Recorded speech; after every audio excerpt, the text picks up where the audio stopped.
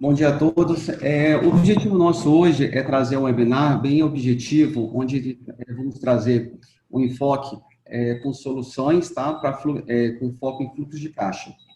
Então, o objetivo que nós vamos trazer hoje é a gestão trabalhista e todos os impactos que nós vamos ter, que podemos trazer dentro da gestão tributária, o que a gente traz de benefício para o fluxo de caixa. Porque a gente está bem claro que a ausência de receita, né, cria um impacto extremamente negativo no fluxo.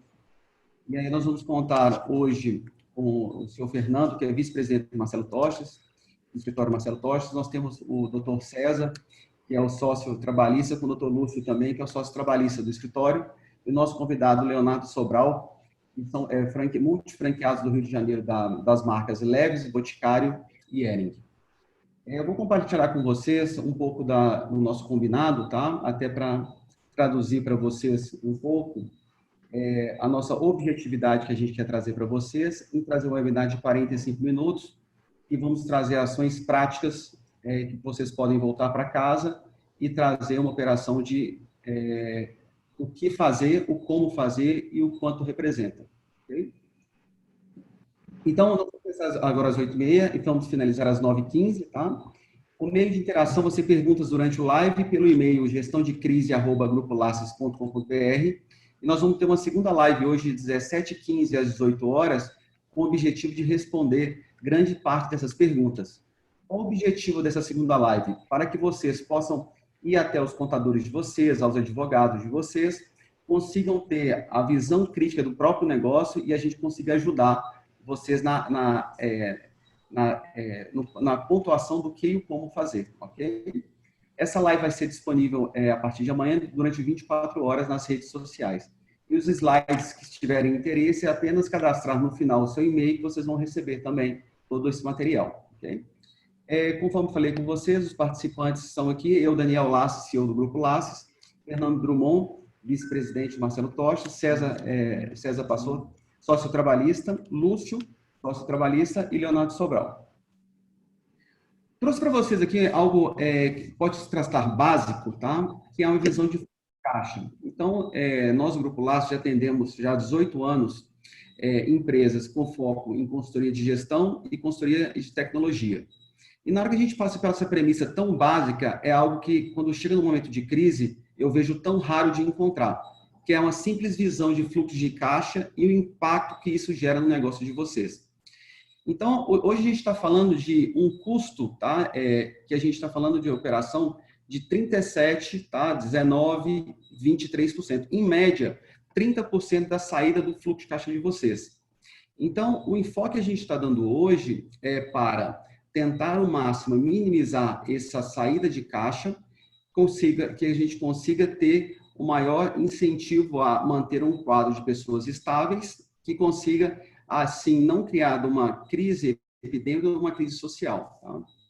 E a gente vou passar a palavra agora para o doutor César e o doutor Lúcio, tá? Que a gente tem como objetivo o quê? A represar o efeito da falta de receita de caixa nesse período de coronavírus. E aí eu passo a palavra para nossos advogados, doutor Lúcio e doutor César. Obrigado, Daniel. Bom dia a todos. Muito bem, a tarefa aqui não é simples. César, como já conversado, atuo nessa área há bastante tempo, nunca se viu uma crise assim, mas a gente tenta pegar o que já aconteceu de parecido, e a ideia da exposição aqui é pegar o que tem um pouco de mais concreto hoje do que saiu recentemente das medidas provisórias, decisões judiciais. Ontem tivemos uma manifestação do ministro Lewandowski a respeito da MP 936, não dá para fazer de conta que não aconteceu. Só podia ter acontecido com mais do que 24 horas de antecedência, mas tudo bem. E o que eu vou tentar passar para vocês é mais ou menos o que está previsto na legislação. Isso quer dizer que tudo que eu vou conversar é livre de risco, é tranquilo, posso adotar, a porteira está aberta? Não. Isso não quer dizer isso. Você sempre vai ter, principalmente no âmbito do direito do trabalho, um certo grau de risco, uma margem interpretativa, nós temos questões de insegurança jurídica. O que é insegurança jurídica? É não necessariamente o que está na lei, se eu aplicar exatamente do jeito que está aquele dispositivo, aquilo ali vai ser dado validade, porque é uma ampla gama de outros dispositivos que podem ser aplicados. E há também uma margem de indefinição jurídica. A lei não é clara, a decisão não é clara. Então, nós temos esses fatores aí. O que eu recomendo, que é a filosofia de trabalho que me parece ser mais adequada, e eu já tive a oportunidade de falar sobre isso na época que saiu a reforma trabalhista. Aqui o que eu vou passar é um pacote de ferramentas. O que eu quero dizer com isso? Cada empresa, cada empreendedor tem que pegar esse conhecimento que está sendo disponibilizado agora, está sendo debatido amplamente, a cada dia temos uma novidade, e tem que ver o que será mais adequado à sua realidade. E essa filosofia de trabalho vinculada a fluxo de caixa ele é o mais importante. Eu me lembro quando saiu a reforma trabalhista, que se discutiu o intermitente, pode ser uma ideia boa, mas vai ser boa para quem? Não necessariamente vai ser boa para mim, não necessariamente vai ser boa para o meu negócio. Assim como algumas medidas que estão sendo passadas aqui serão simplesmente inaplicáveis, e outras vão ser muito bem aplicáveis, mas sempre com uma análise jurídica um pouco mais aprofundada, um pouco mais complexa, com relação ao que está sendo tratado, para você ter clareza do risco, do tipo de ganho, do tipo de benefício que você tem, porque essa é a nossa realidade. A realidade do direito do trabalho brasileiro acaba sendo, embora tenha se buscado cada vez mais por todos os entes operadores do direito do trabalho, magistrados, procuradores, advogados, trazer segurança jurídica, os sindicatos, ainda se tem uma grande margem de discussão. Então, começando objetivamente, a primeira grande medida revolucionária que foi trazida pela crise, que é a medida provisória 927, o que ela acabou trazendo na sua essência? O foco dela acabou sendo algumas flexibilidades, algumas flexibilizações, ou do que a reforma trabalhista já tinha trazido, ou do que a CLT traz, numa tentativa de não necessariamente reduzir o ganho, reduzir rendimento. Na verdade, o grande enfoque dessa medida provisória não é reduzir pagamentos propriamente ditos. É sim você tentar trabalhar nesse período de crise, flexibilizando jornadas, flexibilizando atuações, para tentar reduzir aqueles custos indiretos, aqueles custos diretos. A medida mais emblemática foi o teletrabalho. Qual que é o ponto do teletrabalho nesse momento de crise? O que a medida provisória trouxe? Ela trouxe uma flexibilidade no seguinte sentido. Eu não preciso, nesse período de crise, ter uma negociação prévia com o meu empregado, com o profissional, para adaptar o teletrabalho àquela realidade. Eu posso comunicar por 48 horas. Essa é uma medida que, a princípio, ela não esbarraria em praticamente nada. Eu comunico em 48 horas a migração para o teletrabalho, eu tenho 30 dias para fazer o regramento, daí sim, junto com o profissional, e sobre como vai funcionar o teletrabalho, quem vai fornecer o quê, como é que funciona isso. Evidentemente, é uma vantagem, porque você retira do estabelecimento aquele custo vinculado àquele profissional, você retira custo de deslocamento, mantém uma série de benefícios ao funcionário, a alimentação é o mais emblemático, embora nada impeça junto ao sindicato ser feita uma negociação diferente. E aí vem um ponto de destaque, a decisão do ministro Lewandowski, que eu vou comentar um pouco mais para frente, mas ela já vem numa linha que o nosso direito já traz, que é quanto mais próximo você estiver numa negociação sindical, mais seguro tende a ser isso, o que não quer dizer que eu sou obrigado a conversar com o sindicato para tudo. O teletrabalho é um exemplo disso. O segundo exemplo, que foi muito adotado, que é uma coisa que eu percebo que num primeiro momento da crise é o que acabou pegando, porque ele pode ser aplicável para todos os setores, é a antecipação de férias individuais. Então, qual foi a grande diferença? Enquanto a legislação me obriga a dar 30 dias de aviso, e há uma previsão de que eu vou dar férias quando eu tiver o período aquisitivo completo, ou seja, quando ele tiver direito ao período máximo de dias que ele vai ter, e não necessariamente serão 30, enfim, mas assim, a partir da medida provisória, eu tenho a possibilidade de, com 48 horas de antecedência, comunicar que haverá férias. E esses dias de férias que serão comunicados podem ser, inclusive, além do que o empregado teria normalmente direito naquele momento temporal, e isso vai ser deduzido de quando ele completar o seu período aquisitivo. Uma vantagem de fluxo de caixa que veio com a antecipação das férias individuais é a possibilidade tanto de eu não antecipar as férias, o pagamento das férias, ou seja, eu vou pagar as férias no 5º dia útil do mês subsequente à sua concessão, como se fosse salário. Então, eu não tenho uma antecipação de despesa como eu tenho normalmente, eu tenho um fluxo normal de despesa e 1/3 pode ser adimplido até o pagamento da última parcela do 13º. Essa medida provisória, assim como as demais, todas elas têm um período de tempo que a ideia é que a coisa se resolva dentro desse ano, à exceção do banco de horas, que tem uma previsão de postergar essa compensação até 180 dias após o término do período do nosso período de crise aí, tal qual decretado. Há uma previsão também de concessão de férias coletivas, mas pela redução, pela própria sistemática que está na legislação, só vou pedir para o Daniel voltar a 2 slides, que está um pouquinho antecipado o que está na tela. Aí está ótimo, obrigado. Mais um, aí está ótimo, obrigado. A concessão de férias coletivas, ela na medida provisória, a única coisa que ela acabou alterando significativamente foi o prazo de concessão de 48 horas. Então, todo o resto, todos esses outros benefícios de caixa e de organização financeira estão previstos para fins de férias individuais. Então, o que tem se visto na prática é menos concessão de férias coletivas, no sentido típico da lei, e mais uma série de concessão de férias individuais concedidas coletivamente. Então, férias individuais concedidas coletivamente, nada de errado nisso, e acaba sendo mais prático. Uma outra tentativa também de você otimizar esse tempo, evitando gasto futuro e recuperação de mão de obra um pouco mais para frente, antecipação de feriados. Então, a antecipação de feriados civis, ela se dá por mera comunicação. Então, se eu quiser antecipar, considerar que o dia não trabalhado de hoje é 7 de setembro, eu teria que ter comunicado, claro, 48 horas de antecedência, mas fica um feriado. Isso me dá fôlego de mão de obra para frente. Os feriados religiosos dependem de acordo entre empregados e os empregadores, por se afeta uma coisa um pouquinho mais delicada, que é a questão religiosa propriamente dita.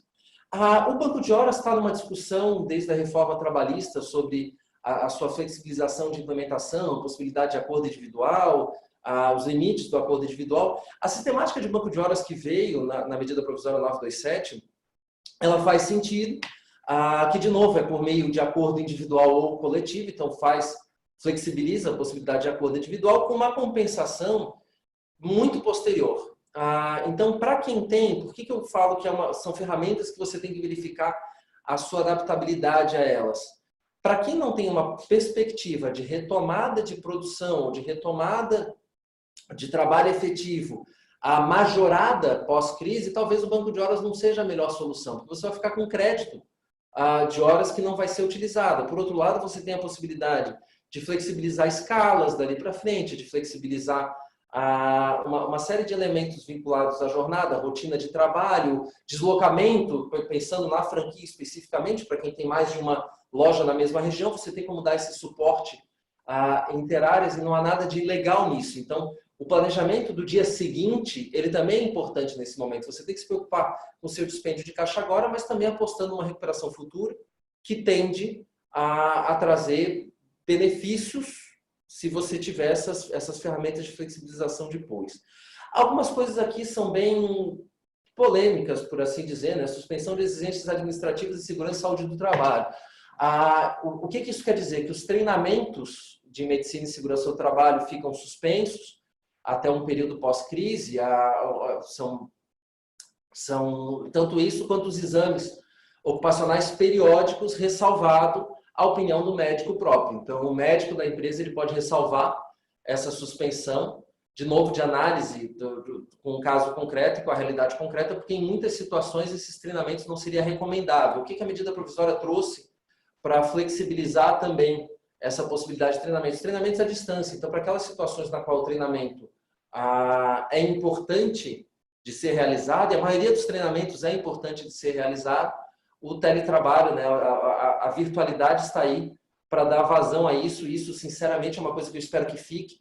Nós temos um país muito grande, muito extenso, municípios com poucas pessoas, pouca mão de obra capacitada, qualificada, e você ter a oportunidade de realizar trabalho remoto em segurança do trabalho, no que for evidentemente possível, é interessante. Diferimento do recolhimento do FGTS, então um impacto de caixa bem significativo. O que diz respeito a março, abril e maio, eu posso pagar em 6 vezes a partir da competência de julho. Então, tem um período aí de recuperação. Não é uma isenção, mesmo porque o dinheiro é do trabalhador, embora o governo trabalhe com ele. Esse dinheiro ele é efetivamente do trabalhador. Já, inclusive, algumas decisões isoladas de ações judiciais em que o trabalhador conseguiu, mesmo com um contrato ativo, sacar o FGTS. Isso não tem, em tese, impacto para a empresa, é um problema do próprio trabalhador com o seu FGTS, e a empresa vai ter que adimplir dentro desse período. Havendo rescisão do contrato de trabalho, as parcelas em atraso deverão ser quitadas. E aí, antes da gente fechar a MP 927 e partir para a próxima, duas observações. Ela foi objeto de análise liminar pelo ministro Marco Aurélio em algumas ADIs, em algumas ADIs. A ADI primeira que ele analisou é a 6342, então isso o Google disponibiliza bastante. Qual foi a decisão dele? A decisão dele foi o seguinte: olha, nesse momento de crise, nesse momento de pandemia, de estado de calamidade pública decretado, não parece razoável fazer uma análise que seja restritiva, que seja proibitiva com relação à medida provisória lançada antes dela ser analisada pelo Congresso Nacional. Então, em resumo, a decisão dele acabou sempre assim. Ele até fez considerações de que não vê de plano uma inconstitucionalidade perene na possibilidade de acordos individuais, até para a questão do banco de horas, enfim. Ele adotou uma filosofia de cautela, respeitando, por assim dizer, a medida adotada pelo Poder Executivo Federal, que, como dito até em várias situações, foi com a melhor das intenções. Não há nada na medida provisória, em nenhuma delas, que facilite desligamento. Então, todas as medidas vêm para tentar manter o máximo possível de emprego. Os desligamentos, naturalmente, vão acabar acontecendo, já estão acontecendo. Tem empresas que não têm possibilidade de recuperação a médio prazo, então está adotando a filosofia: vou desligar agora enquanto eu tenho caixa, do que desligar daqui a um mês sem caixa. É uma decisão que tem que ser muito bem pesada, porque o desligamento implica num dispêndio de verba agora, e que não faz parte do planejamento planejar não pagar. Planejar não pagar nunca é saudável, então temos que trabalhar com o que é possível. Podemos passar para a MP 936, que acabou sendo a mais polêmica, embora ela trate de muito pouca coisa, por assim dizer. Então, mas os pontos que ela trouxe são extremamente polêmicos. Então, ela trouxe a possibilidade de redução de jornada, e aí nós vamos fazer eu vou fazer um parênteses rápido. Houve muita discussão, eu não vou entrar nessa discussão, até pela falta de tempo, porque é polêmica, sobre a aplicação de dispositivos da CLT que tratam a respeito da questão da força maior, de eu poder individualmente fazer a redução de jornada sem participação sindical. Esse dispositivo é de 1943, então ele é bem anterior à nossa Constituição, que prevê o acordo coletivo, e é um cenário diferente de uma medida provisória editada em período de crise, fundamentada na crise, num estado de calamidade pública. Então, é claro que essa medida provisória ela tem uma força jurídica muito maior, e ela foi objeto de pré-análise, que eu vou falar ao final, mas vamos ver o que tem na medida provisória propriamente dito. A medida mais fácil, entre aspas, por assim dizer, é a redução proporcional de jornada e salário de 25%, porque ela sempre pode ser feita por acordo individual, além do acordo coletivo.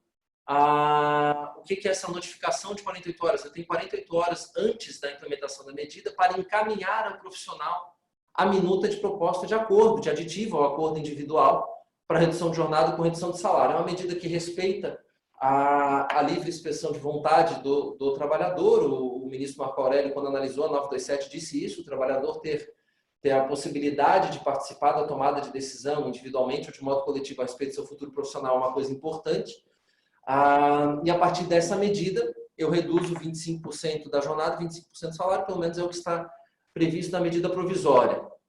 O período máximo é 90 dias, e há um benefício compensatório que o governo paga, vinculado à questão do seguro-desemprego, e ele não é uma antecipação de seguro, ele não é nada, ele é simplesmente um benefício, e o profissional, no futuro, se vier a ser desligado com a possibilidade de recebimento do seguro, ele terá essa possibilidade cheia, independente de ter recebido agora ou não. Começa a ficar um pouco mais complexo quando você pensa em reduzir a jornada em 50% ou 70%, as duas medidas estão previstas aí. Quando você tem quem recebe até 3.135 de salário, é a mesma ritualística, 48 horas de antecedência, encaminha um acordo individual para ele aceitar ou não. Para quem recebe acima de 12.202,12, que é 2 vezes o teto do regime da Previdência Social, e tem custo superior, é o chamado hipersuficiente, que a reforma criou, é a mesma sistemática. Eu posso trabalhar com um acordo individual, e para quem está nessa faixa entre 3.135 a 12.202, somente por acordo coletivo, e em qualquer situação, acordo coletivo. O acordo coletivo de redução de jornada com redução de salário, eu sempre pude fazer independente da medida provisória, tanto que a medida provisória faz uma ressalva que o acordo coletivo pode prever diferente disso. Mesmo prazo, 90 dias, benefício, parte da redução é reposta pelo governo nesse sentido. E as medidas, essas duas medidas, elas vão prever uma estabilidade específica, que é o profissional afetado por essa medida, ele vai ter durante o período de redução estabilidade no emprego, igual ao período após o período de redução. Então, é uma medida provisória, nesse aspecto, a medida provisória pode ser entendida até como superando o que já está previsto na CLT, que prevê essa estabilidade nos acordos que prevêem redução, aqui é uma medida específica. Então, no meu entendimento, ela prevalece até sobre o que está previsto ali. E, por último, a suspensão temporária de contrato de trabalho, também previsto por acordo individual ou acordo coletivo, 48 horas de antecedência, período máximo 60 dias, fracionados em 2 períodos. É uma medida radical, é uma medida que mexe com o conceito de tempo à disposição. É bem interessante, porque quando você vai na Constituição, expressamente a suspensão do contrato de trabalho não está lá na Constituição. Em hipótese nem prevista, nem vedada, enfim, você consegue interpretar isso como redução de jornada, como nas previsões que regulamentam o banco de horas, redução de jornada, redução de salário, você consegue encaixar ali, mas explicitamente não está, o que não quer dizer que não seja discutível. Há uma diferença aqui para as empresas que tiveram faturamento bruto no ano calendário 2019 acima de 4.800.000, a empresa pagará 30% do salário do profissional durante o período de suspensão. Esse benefício não tem nenhuma espécie de incidência, não incorpora salário, não incorpora nada, e há que se manter também os benefícios pagos. É óbvio que é um alívio de caixa gigantesco, independente dele ser o ideal ou não, é claro que é um alívio de caixa gigantesco. O que o ministro Lewandowski disse na sua decisão liminar, de modo bem curto, porque o meu tempo é curto e ainda temos mais alguns pontos a tratar. Ele disse o seguinte: a princípio, uma vez que a medida provisória prevê a comunicação do sindicato, isso tem que ser interpretado do seguinte jeito: eu encaminho para o empregado, formalizo o acordo e encaminho para o sindicato. Eu tenho um prazo de 10 dias para fazer o encaminhamento. O sindicato, no silêncio, é considerado anuência com o acordo. Se não, ele inicia a negociação. E o que restou em termos de indefinição jurídica e se não se chegar num consenso?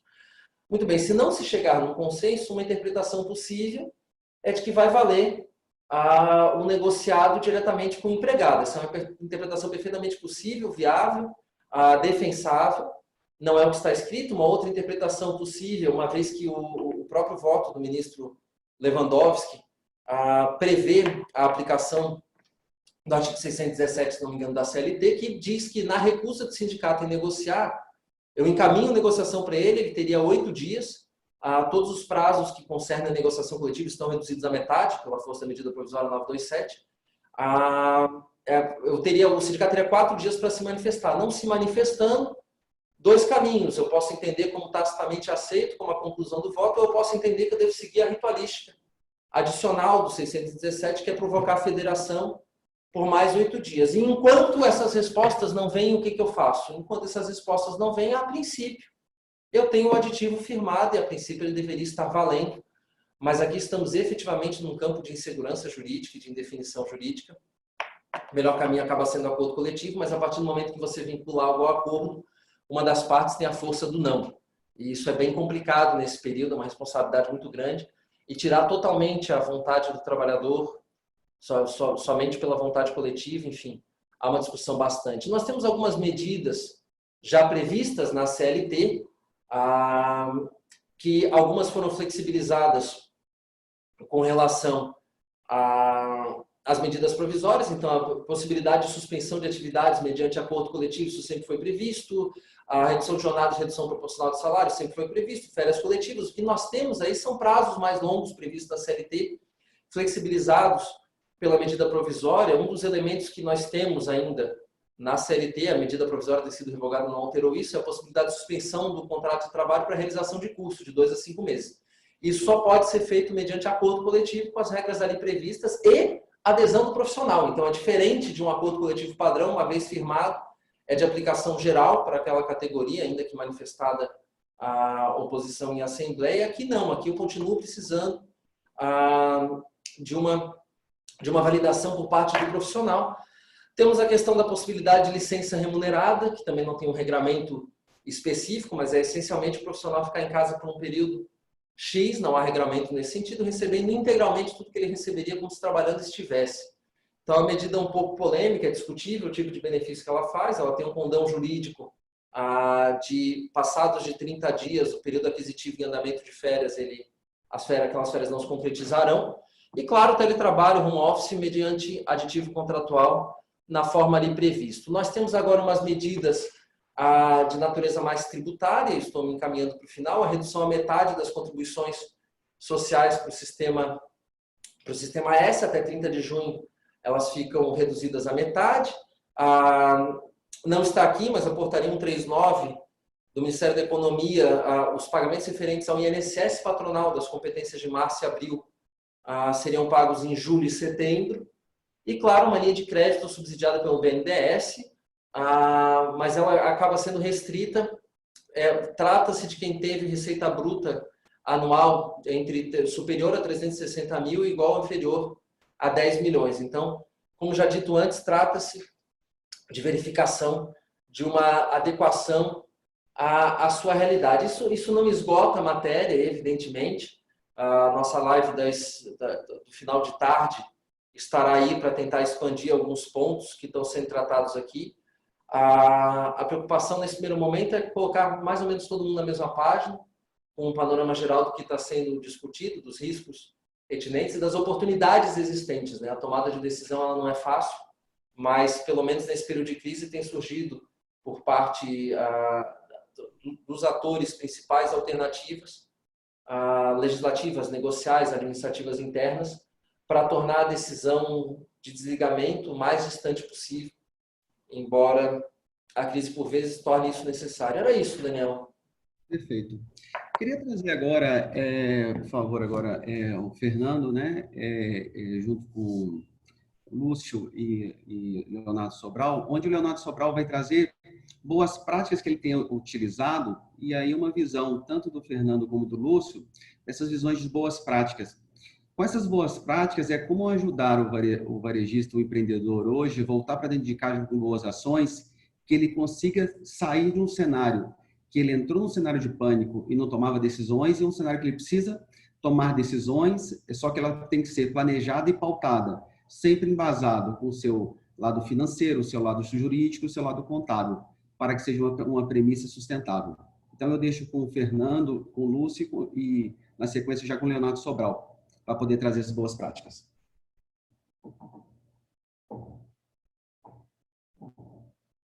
O seu microfone, Fernando. Bom dia a todos. Eu acho que a explicação do César, ela faz um apanhado geral, enfim, do que tem acontecido, mas eu também penso que o que a gente tem vivido nos últimos dias é, de fato, um cenário de guerra, enfim, sem precedentes no país e no mundo, onde talvez o nosso pior inimigo hoje seja a insegurança jurídica. E por que insegurança jurídica? Porque, de fato, ela tem trazido muita dúvida e muita confusão, seja por ação ou omissão do governo, em tomar aí os caminhos necessários. O que a gente tem tentado fazer nesses últimos dias, e tem sido uma experiência exitosa, enfim, desafiadora, de fato, a gente trazer para os nossos clientes medidas mais práticas e pontuais, no sentido de tentar criar recursos para a recomposição do caixa, porque o nome do jogo hoje é caixa. A empresa que não tiver caixa, ela, de fato, não vai conseguir prosseguir com as suas atividades. Então, além de tudo que o César disse, Daniel, a gente já tem implementado, desde antes desse próprio episódio aí da Covid, enfim, do coronavírus, a gente já tem implementado algumas práticas no sentido de, dentro do jurídico e judicial dos nossos clientes, a gente trazer práticas, e medidas que efetivamente trazem dinheiro para o caixa.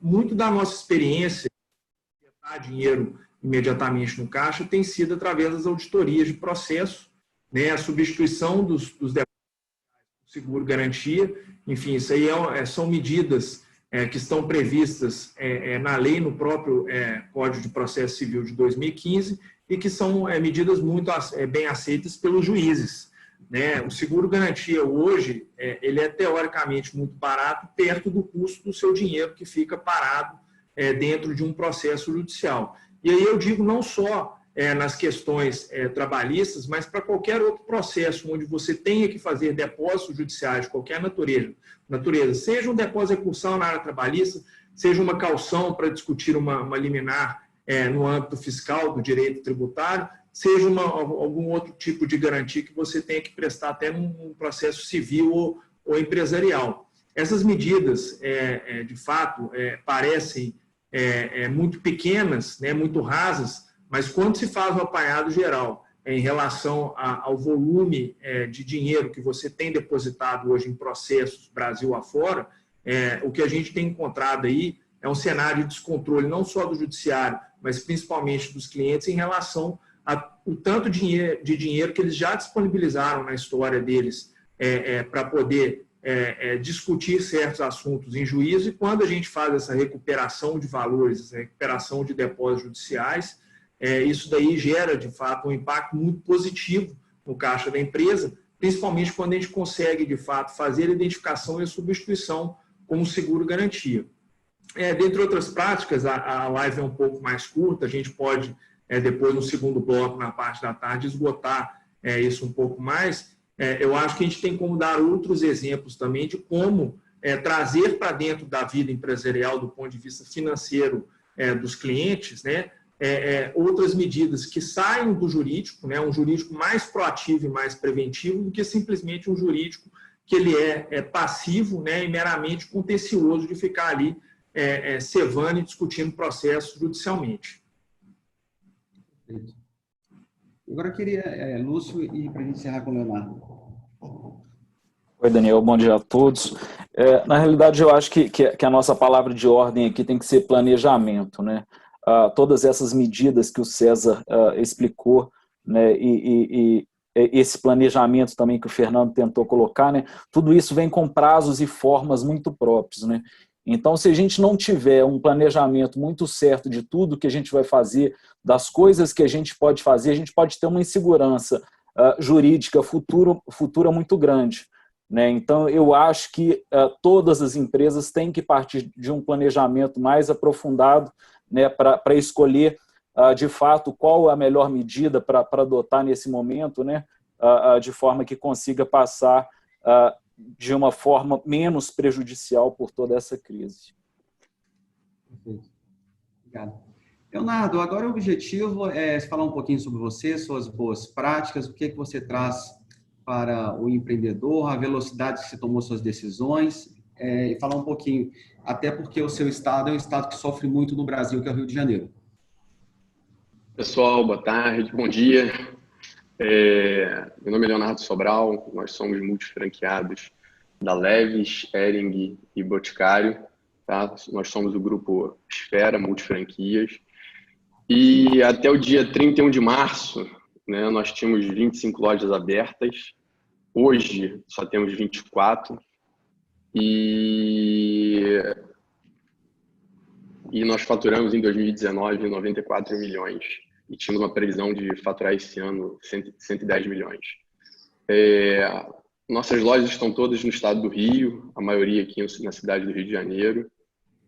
E a crise, quando a crise começou, né, nós entendemos que a crise ia nos afetar quando a OMS declarou a pandemia. A bolsa despencou e naquele momento, onde isso vai parar, né? O que a gente vai fazer? O que vai acontecer com a gente, né? O estado de pânico veio e a gente não pode entrar em pânico. Qual o melhor caminho? A gente montou aí um comitê de crise, pegamos os principais líderes da empresa, junto com a equipe de advogados, para que a gente não tomasse nenhuma atitude que fosse na frente acabar em algum processo. E o engraçado é que quando a gente montou essa equipe de líderes, né? Quando a gente pegou os líderes e montou essa equipe para tratar a crise,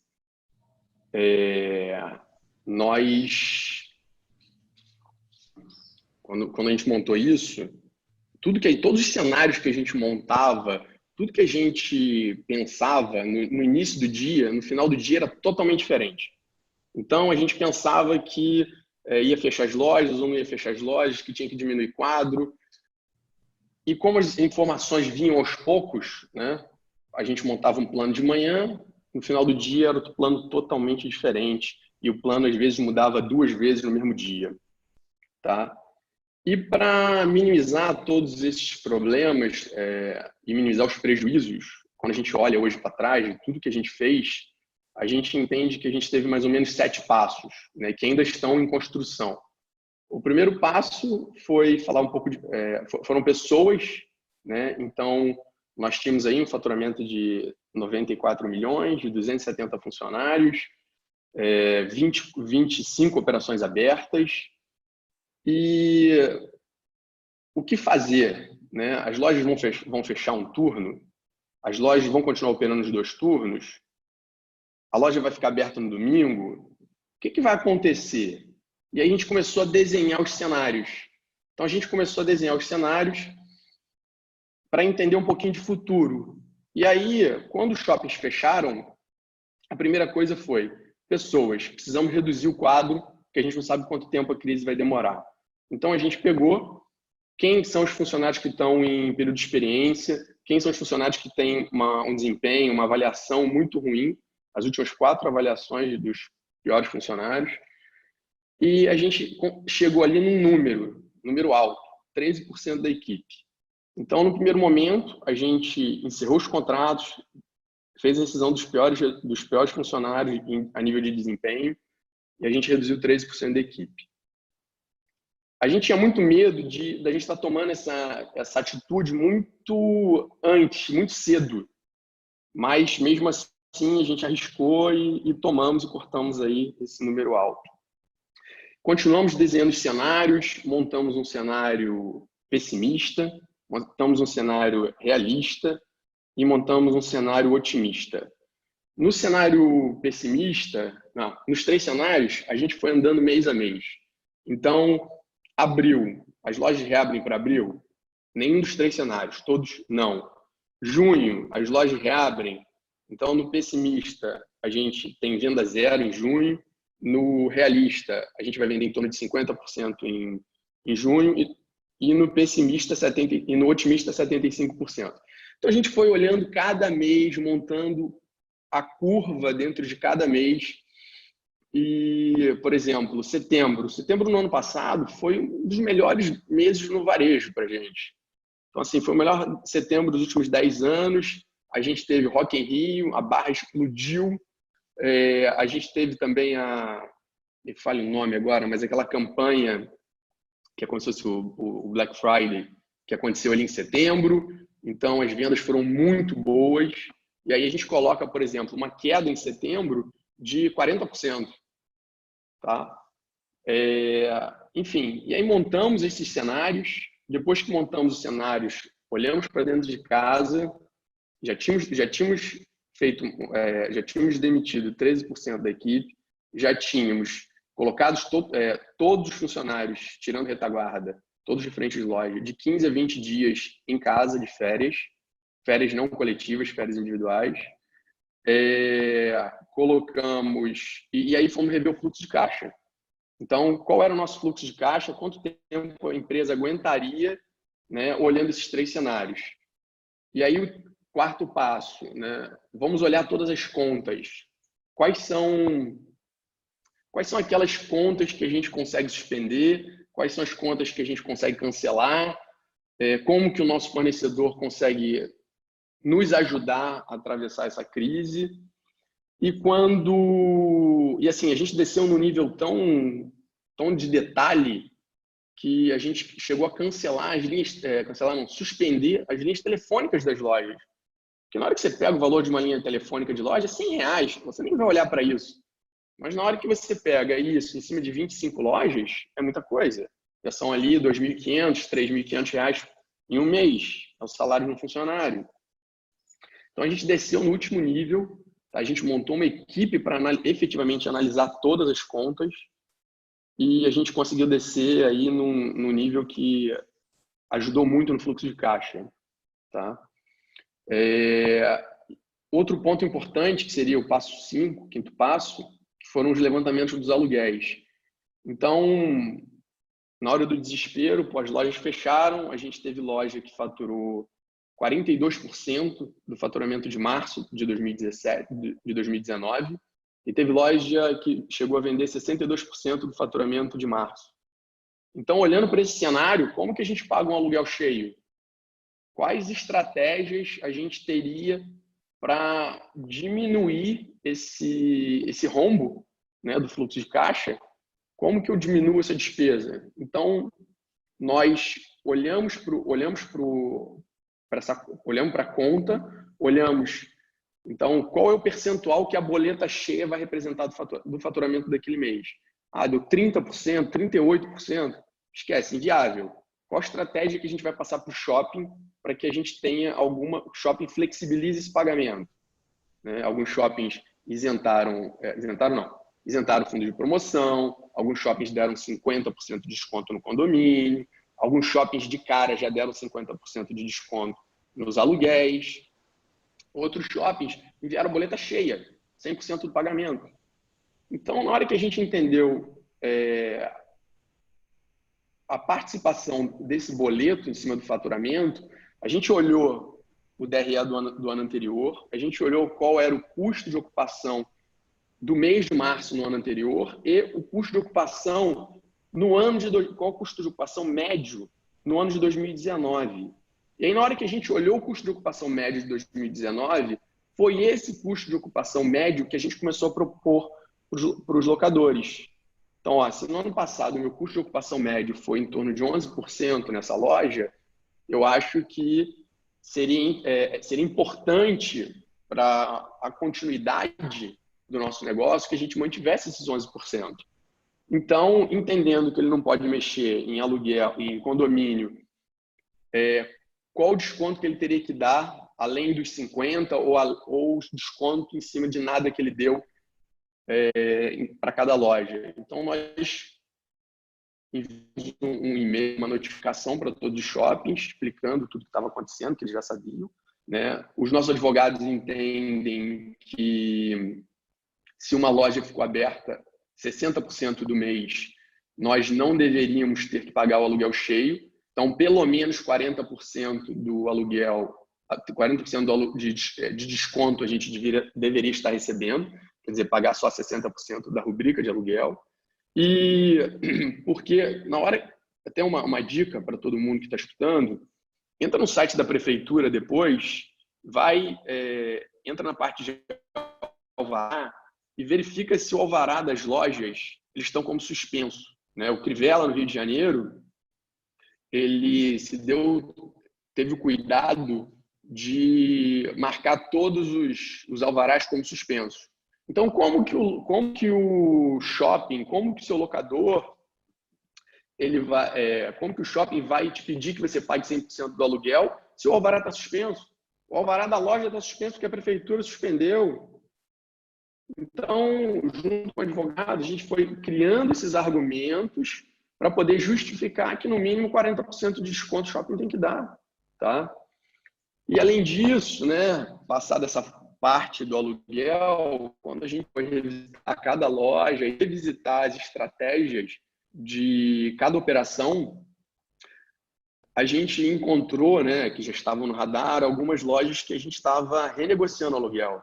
Né? Isso, infelizmente, é uma coisa que acontece o tempo inteiro. O tempo inteiro você tem renovatório, o tempo inteiro você está pedindo um desconto, você está ajustando CTO. E nós temos hoje, né, duas lojas que nós entendemos que são lojas que a gente precisava resolver. Então, ou a gente fecha, ou o shopping dava um desconto. E aí, uma dessas lojas estava com o contrato vencido, a gente falou para o shopping, ó, a gente não vai entrar com ação renovatória, ou a gente negocia e vamos fazer uma coisa que seja boa para os dois lados, ou a gente simplesmente para, ou a gente encerra o contrato. E aí a gente vem há 14 meses brigando com o shopping, tentando ajustar, tentando consertar. O shopping também não queria que a gente saísse, então ele também não nos notificou para que a gente fechasse a loja. E aí, na hora que veio a crise, essa loja a gente não conseguia negociar, a gente notificou o shopping dizendo que a gente ia entregar a loja. Então, como é interesse, como o shopping não nos dá um desconto permanente para a gente equalizar a conta e fazer a reforma que precisa, porque já era uma loja que estava com um projeto antigo, tinha um investimento pesado, o shopping queria que a gente mudasse de lugar. Então, na hora que a gente colocou na ponta do lápis a crise, todo esse ramp-up que a gente vai demorar para as vendas voltarem ao normal, nós entendemos nos cenários que a venda só volta 100% normal em janeiro do ano que vem. Né? Os funcionários já vão ter aí, por causa das suspensões, né? Isso até foi uma coisa que eu esqueci de falar, nós suspendemos todos os contratos,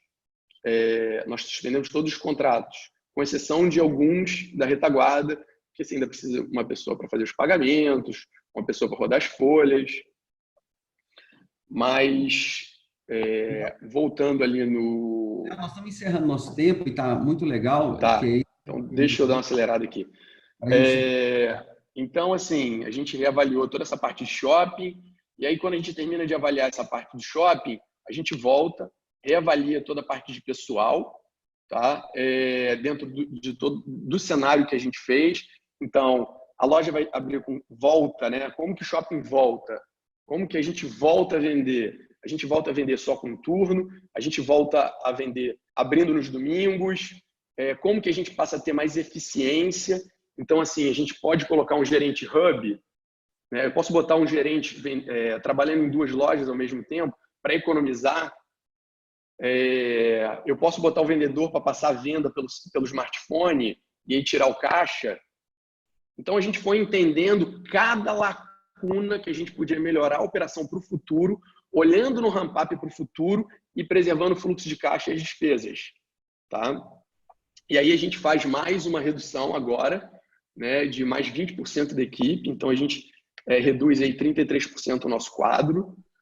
E para fechar, a gente enxerga que, por mais que o empresário vai ter que tomar algumas atitudes dolorosas, que é demitir funcionário nesse momento, que é fechar 1 ou 2 lojas, para poder, na hora que voltar ao mercado, na hora que a venda voltar, ele voltar mais forte. Ele poder pensar numa expansão, ele poder pensar em reforma. Tudo isso está em pauta. A gente precisa deixar com que o nosso fluxo de caixa esteja saudável para que isso tudo aconteça. Porque o mercado não vai acabar, ele vai voltar. E quando ele voltar, quem estiver preparado, quem estiver saudável, vai poder surfar uma onda e vai ter um crescimento exponencial.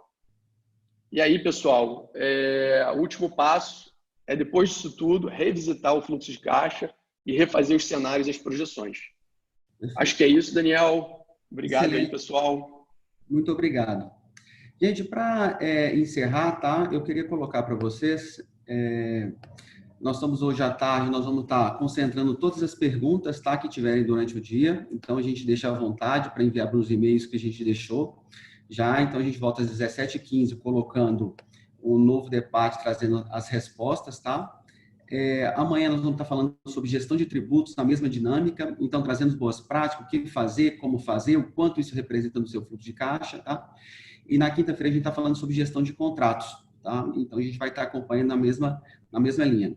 O nosso objetivo foi ser bem prático, tá? Preocupado com o tempo de vocês, o tempo que vocês estão dedicados e agradecer a todos vocês. O tema de amanhã a gente está falando com a sócia Camila Moraes, e ela vai estar trazendo todo o tema, a parte de gestão de tributos, ok? Agradeço o Leonardo, agradeço o senhor Lúcio, agradeço o doutor César e o doutor Fernando. Muito obrigado a todos, tá joia? E um bom dia. Fico com vocês aí para encerrarem, gente. Ok? Tchau, gente. Bom dia. Bom trabalho a todos. Um abraço. Obrigado. Um abraço. Até logo, bom dia.